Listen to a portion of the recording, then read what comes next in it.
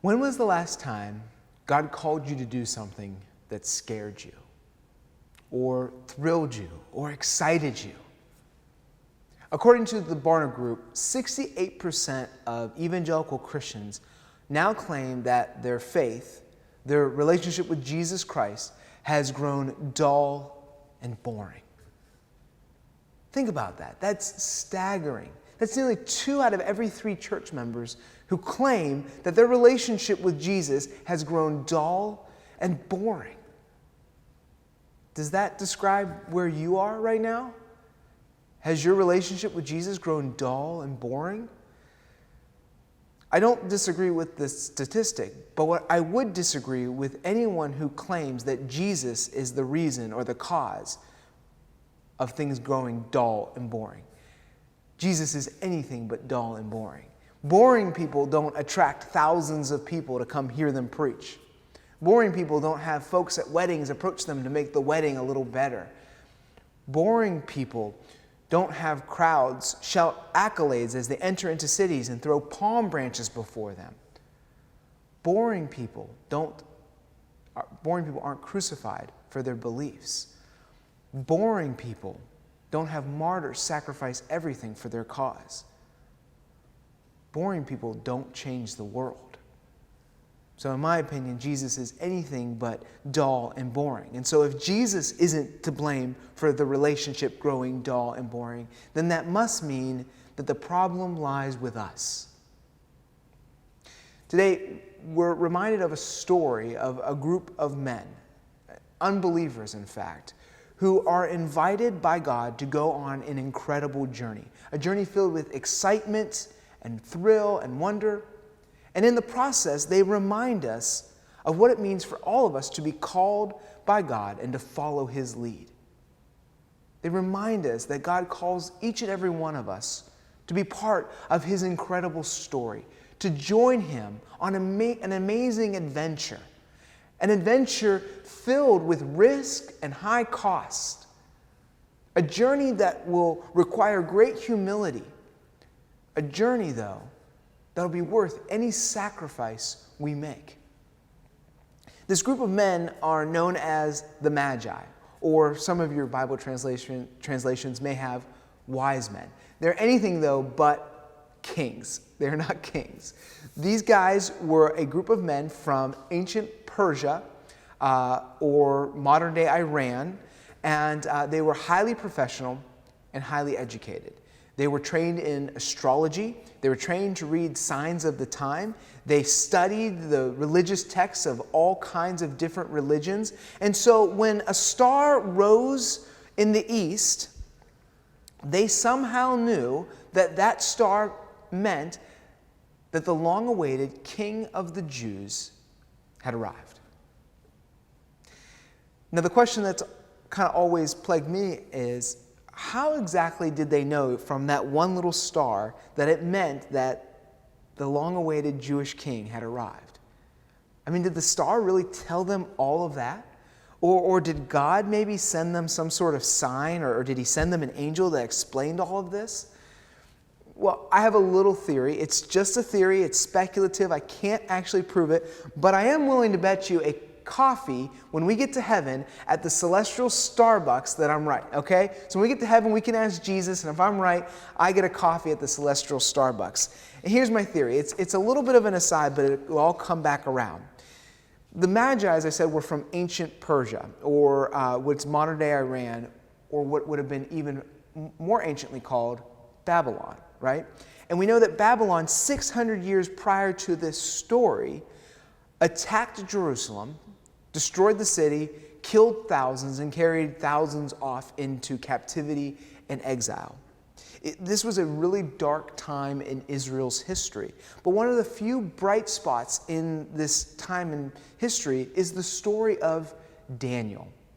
Daniel was a Hebrew captive. He was sharp, he was bright, he was hardworking, and so he quickly rose up the Babylonian ranks, and the king Nebuchadnezzar actually put him in an important role. It gets interesting because we read in Daniel that then the king, Nebuchadnezzar, placed Daniel in a high position. He lavished many gifts on him. He made him ruler over the entire province of Babylon and placed him in charge of, ready for it? All its wise men. Think about it.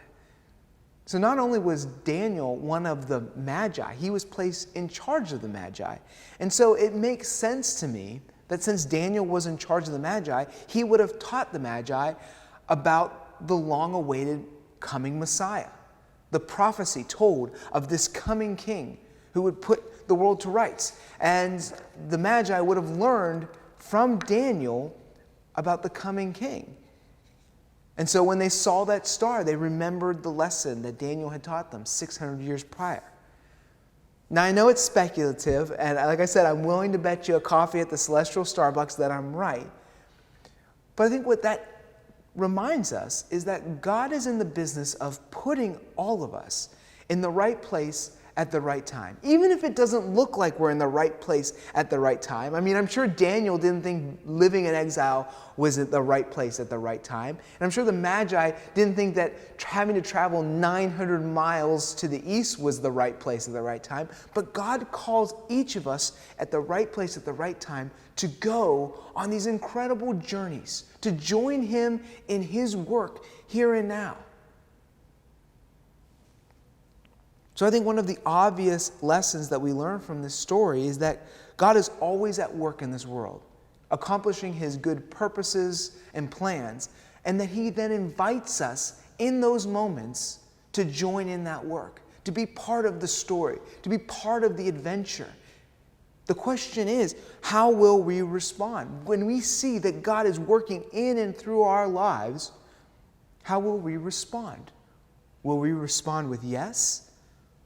Or will we turn Him down?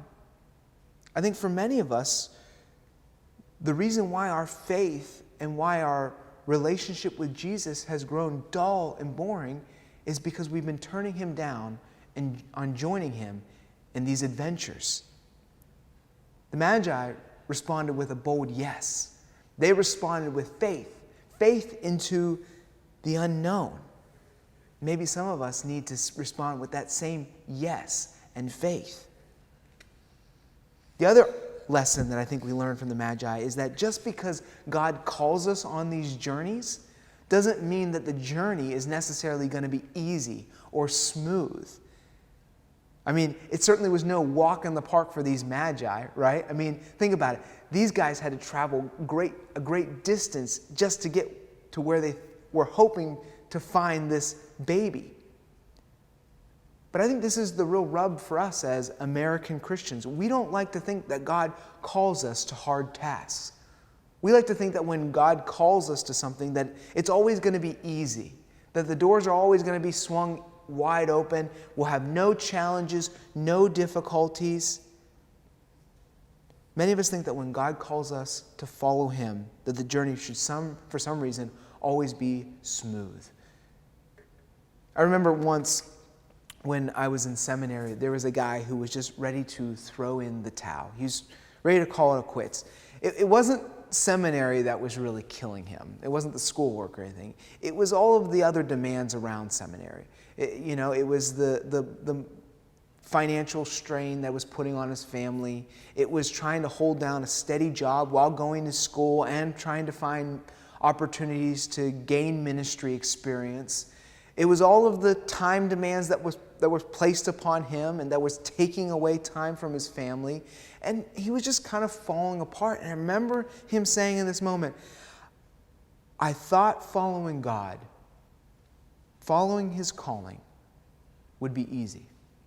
That I thought He would just make an easy path for me. Now, honestly, I am not one who's known to mollycoddle that much. Don't come to me if you need a shoulder to cry on. If you need a good slap on the back and a cheer up, I'm there for you. So I remember I looked this guy in the eye and I go, seriously, man? When has following God's calling ever been easy? Was it easy for the disciples? I mean, they were all martyred for their faith except for John, who got the lucky privilege of living the rest of his life in lonely exile. Was it easy for Paul, who had to give up his his position as one of the leading rabbis? Was it easy for Mary? Was it easy for the generations of martyrs who have made countless sacrifices? Man, it's never been easy following God. Following God's call does not guarantee that we'll be on the easy road. Following God means that we'll be guaranteed to be on the right road. Now buck up and get on with it, man. Well, as you can imagine, he never came to me much after that for pastoral advice. But I think too many of us are in that same position. We're ready to give up on God's calling because things get challenging, because hard things come our way. But the story of the Magi is a story that reminds us that the challenging road is often the one God leads us down. It certainly was challenging for the Magi. In the first place, it was risky.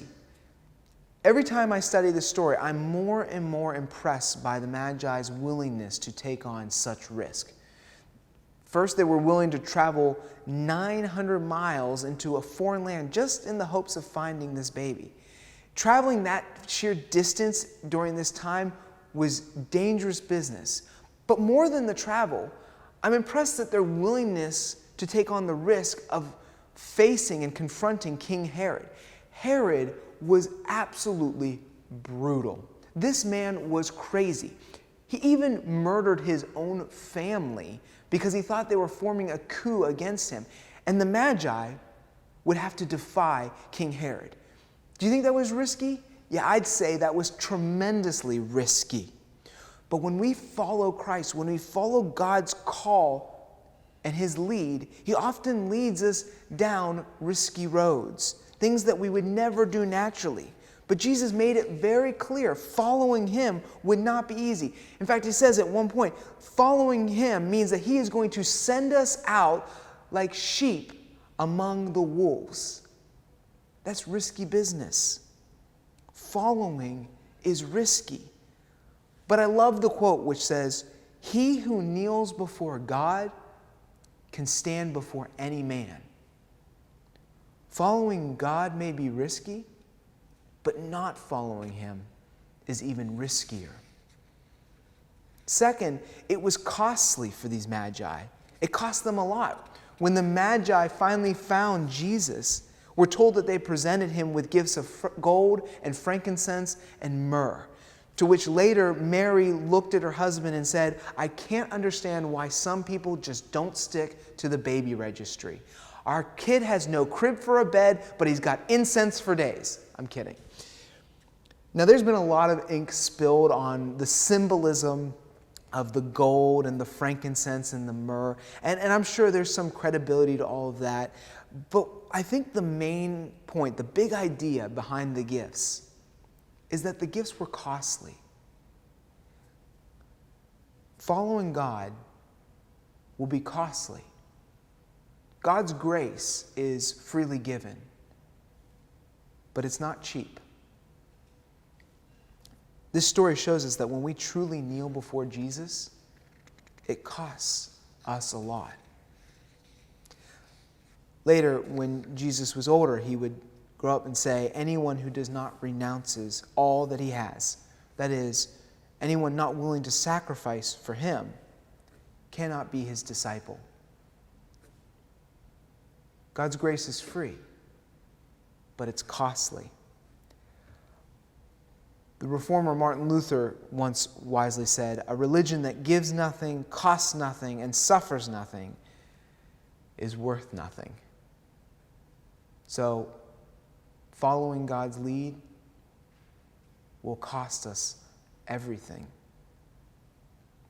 And finally, the Magi story reminds us that there's the challenge of humility. It was humbling for the Magi to go on this journey. When the Magi first came to Herod, they said, "We've come to worship the king." And when they found Jesus, the first thing that we read, I'm sorry, I don't have an editor, so you're all going to have to see that light. I'm without an editor this week. When we come to worship the king, when they found Jesus, the first thing that we read is they bowed down and worshiped him. And when we read that, to me, This is a breathtaking scene, because as I shared with you, these magi were professional. They were revered. They were highly educated. And the Persians thought themselves better than Jews. I mean, just like every nation thinks they're better than everybody else. And so it took a bit of humility for these men when they found this baby to acknowledge they were in the midst of greatness. And so they bowed down and they worshiped him. That took humility. And even more than that, it took humility to go on this journey to find Jesus. They had to put away their pride, their ego, any selfish motivation they may have had, all to find this child. There's an interesting book written by a guy named Gary Hagen called Just Courage. Hagen had a successful year working for the U.S. Department of Justice before he went on to become the founder of the International Justice Mission, a Christian organization that frees people trapped in sex trafficking. And in the book, he describes the process of what he went through as he left the DOJ to start the International Justice Mission. He writes this: "I vividly remember when I had to finally make the decision to abandon my career, to become my first employee of a not-for-profit organization that didn't actually exist. I had to walk into the Department of Justice and turn in my badge. I tried to be brave and very safe. I was suddenly feeling anxious. What was it that I was afraid of? As I thought about it, I feared humiliation. If my little justice ministry idea didn't work, I would be terribly embarrassed. Having told everybody about my great idea, they would know that this was a bad idea and that I was a bad leader. Either way, it would be humiliating. I sensed God inviting me to an extraordinary adventure of service, but deep down inside, I was feeling afraid of looking like a fool. I was afraid of the risk. The question that continued to haunt me was, when I'm older, do I really want to look back and say, yeah, I sensed that God was calling me to lead a movement to bring rescue to people who desperately need an advocate in the world, but I was afraid of getting embarrassed." When God calls us to follow, just like he called the Magi, and just like when he called Gary Hagen, it's going to take humility on our part. We're going to have to let go of some of our pride. We're going to have to let go of some of our ambitions to follow to where he leads. Sometimes God will call us to do things that the world will say, why would you ever do that? Why would you sacrifice your career? Why would you sacrifice your reputation? Why make your life harder? The answer for the Magi was because what they found was worth it. And when we follow God with humility, what we find at the end of the journey will absolutely be worth it. It'll be worth the risk. It'll be worth the cost. It'll be worth the sacrifice of our pride. God never bids any of his followers to become lazy Christians. There's no pattern in Scripture where God says, why don't you live a quiet, dull life while I just take care of everything around you? No. When God bids us to follow him, he calls us to an incredible journey. And like any good journey, there's risk along the way. There's high costs along the way. It'll require sacrifice along the way. But like any good journey, we find at the end of it all, it was worth it. And when we follow God, we will always find that the reward at the end of the journey was always worth the sacrifice. As we enter this new year, may God grant you the courage and the faith you need to follow him wherever he leads you. It may not be the place where you thought he'd lead you, but if you're willing to say yes to his offer, I guarantee you, you will not